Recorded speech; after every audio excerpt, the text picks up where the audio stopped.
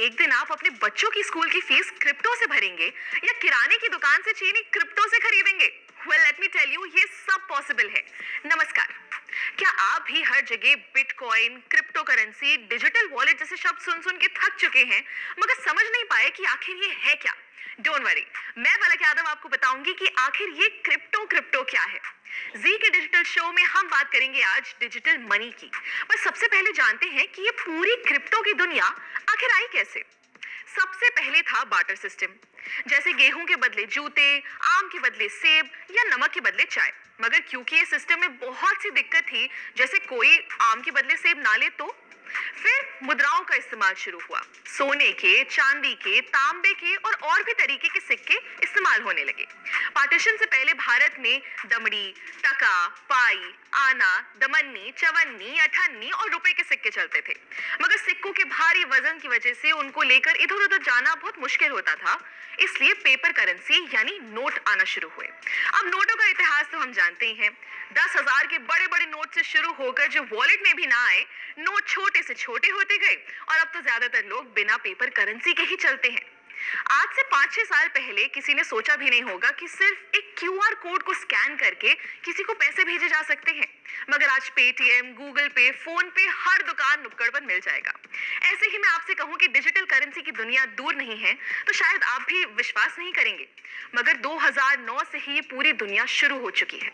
शुरुआत में लोगों को इसके बारे में उतना पता नहीं था, मगर पिछले कुछ सालों में ये बहुत पॉपुलर हो गया है और आगे ये सिर्फ बढ़ेगा ही। मगर ये डिजिटल करेंसी या क्रिप्टो करेंसी होती क्या है? डिजिटल करेंसी एक वर्चुअल करेंसी है, यानी जिसे आप इन नोटों की तरह अपनी जेब में नहीं रख सकते।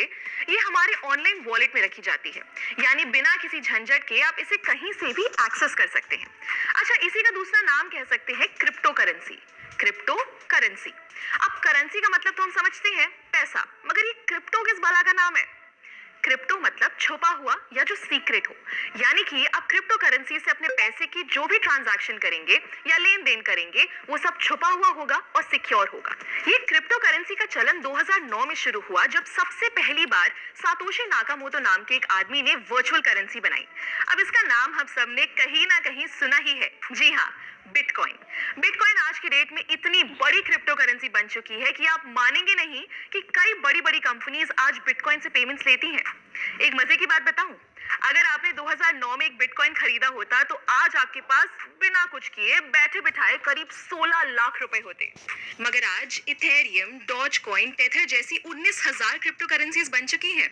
इन करेंसीज को हम खरीद सकते हैं, बेच सकते हैं और चाहे तो इनमें इन्वेस्ट भी कर सकते हैं।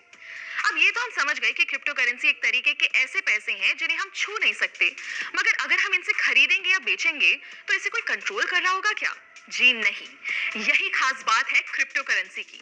इसे कोई थर्ड पार्टी जैसे कोई बैंक या कोई सरकार कंट्रोल नहीं करती, यानी कि ये डिसेंट्रलाइज्ड होता है। पूरे ट्रेडिशनल बैंकिंग सिस्टम को तोड़ते हुए क्रिप्टो की ट्रांजैक्शन सीधे एक वॉलेट से दूसरे वॉलेट में होती है। क्रिप्टो करेंसी को पहले उतनी मान्यता नहीं मिली थी। भारत जैसे कई देशों में इसका इस्तेमाल बैन था, मगर धीरे धीरे बहुत से देशों में ये लीगल हो चुका है। मार्च 2020 में भी इंडिया ने क्रिप्टो करेंसी से बैन हटा दिया। यहाँ तक कि हमारी फाइनेंस मिनिस्टर निर्मला सीतारमण ने 2022 के बजट में डिजिटल रुपी लॉन्च करने की बात की है। जी हाँ, भारत की पहली डिजिटल करेंसी। आरबीआई द्वारा लॉन्च की गई ये करेंसी रुपये के बराबर होगी और इसे फिजिकल करेंसी से एक्सचेंज किया जा सकेगा। है ना कमाल की बात? दोस्तों, क्रिप्टो की ये दुनिया जितनी बड़ी है उतनी ही इंटरेस्टिंग भी है, तो इनके बारे में हम जितना जाने उतना कम रहेगा। अगली वीडियो में हम आपको बताएंगे क्रिप्टो से जुड़े एक बहुत अहम चीज के बारे में, जिसका नाम है ब्लॉकचेन। तब तक के लिए स्टे ट्यून्ड और देखते रहिए जी न्यूज़ डिजिटल।